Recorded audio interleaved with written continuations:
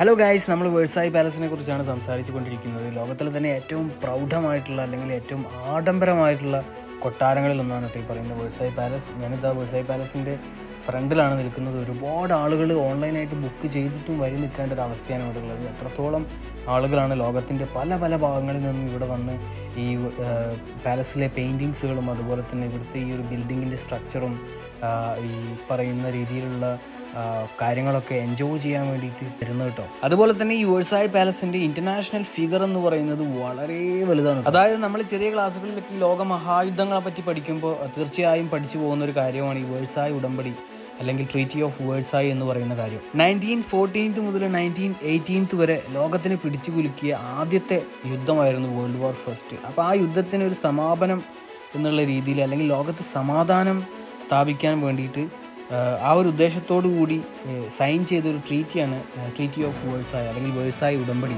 ആ വേഴ്സായി ഉടമ്പടി സൈൻ ചെയ്തത് ഈ പാലസിൽ വെച്ചിട്ടാണ്. യുദ്ധത്തിൽ വിജയിച്ച രാജ്യങ്ങളായിട്ടുള്ള France, United Kingdom, United State, Italy തുടങ്ങിയ രാജ്യങ്ങൾ എല്ലാവരും കൂടി ചേർന്നിട്ടാണ് ഈ പറയുന്ന ട്രീറ്റി ഓഫ് വേഴ്സായി സൈൻ ചെയ്യുന്നത്. മാത്രമല്ല ജർമ്മനി കൂടി അവിടെ ഉണ്ടായിരുന്നു. ജർമ്മനി ശരിക്കും ഈ ഫസ്റ്റ് വേൾഡ് വാറിൽ പരാജയപ്പെട്ട രാജ്യമാണ്.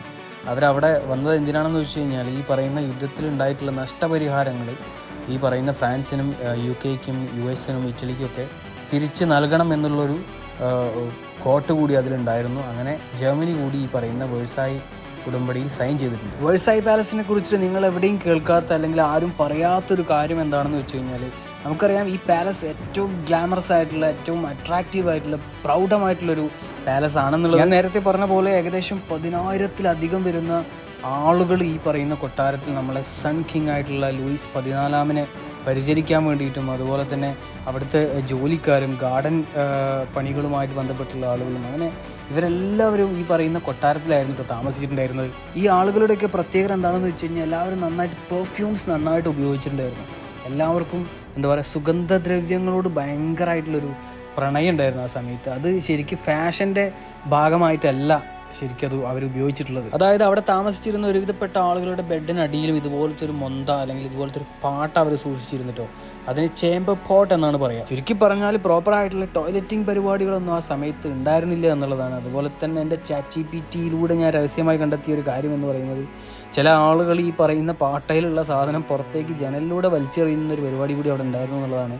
അതുകൊണ്ട് തന്നെ വേഴ്സായി പാലസിൽ അധികം ഒരു ബാഡ് സ്മെല്ലായിരുന്നു. ആ സ്മെല്ലിനെ മറികടക്കാൻ വേണ്ടിയിട്ടാണ് ഈ ആളുകൾ അധികം പെർഫ്യൂംസ് യൂസ് ചെയ്തിരുന്നത് എന്നുള്ളതും ഞാൻ എൻ്റെ ChatGPT-യിലൂടെ കണ്ടെത്തിയിരിക്കുന്നത് ഗൈസ്. നിങ്ങൾ ഈ കാണുന്ന സ്ഥലത്ത് എത്തിയപ്പോൾ ശരിക്കും ഞാൻ അത്ഭുതപ്പെട്ടു പോയിട്ടോ. അത്രത്തോളമാണ് അവിടുത്തെ പെയിൻറ്റിങ്സും അതുപോലെ തന്നെ ഈ പില്ലേഴ്സിൻ്റെ ഡിസൈനും അതുപോലെ തന്നെ അവർ യൂസ് ചെയ്തിരിക്കുന്ന പ്രത്യേക രീതിയിലുള്ള കളേഴ്സും എന്താ പറയുക, വല്ലാത്തൊരു മാസ്മരിക ഭംഗി എനിക്ക് ആ സമയത്ത് അവിടെ ഫീൽ ചെയ്തിട്ടോ. മണിച്ചിത്രത്താഴിൽ ഗംഗ തെക്കിനിയിൽ വന്നിട്ട് നാഗവല്ലിയുടെ പഴയ ആഭരണങ്ങളും അതുപോലെ തന്നെ അവിടുത്തെ കടുത്ത ചായക്കൂട്ടുകൾ നിറഞ്ഞ പെയിൻറ്റിങ്സൊക്കെ ആസ്വദിക്കുന്നുണ്ടല്ലോ. ആ ഒരു പ്രത്യേക ഒരു വൈബ്രേഷനും ഒരു വല്ലാത്തൊരു എന്താ പറയുക, ഇൻസ്പയറിങ് മൊമെൻ്റ് ആയിരുന്നു കേട്ടോ എനിക്ക് ആ സമയത്ത് ഫീൽ ചെയ്തത്. കാരണം നമ്മൾ ഒരിക്കൽ പോലും ജീവിതത്തിൽ ചിന്തിക്കാത്ത അല്ലെങ്കിൽ ആഗ്രഹിക്കാത്ത അല്ലെങ്കിൽ എന്താ പറയുക ആലോചിക്കുക പോലും ചെയ്യാത്തൊരു കാര്യമാണ് ഈ പറയുന്ന വേഴ്സായി പാലസിൽ വരും ഇതുപോലത്തെ നല്ല ഈ കാഴ്ചകളൊക്കെ കണ്ട് ആസ്വദിക്കാൻ പറ്റും എന്നുള്ളത്. നമ്മൾ പഠിക്കുന്ന സമയത്ത് ജസ്റ്റ് എന്താ പറയുക, വേഴ്സായി ഉടമ്പടി അല്ലെങ്കിൽ ട്രീറ്റി ഓഫ് വേഴ്സായി എന്താണ്, ഈ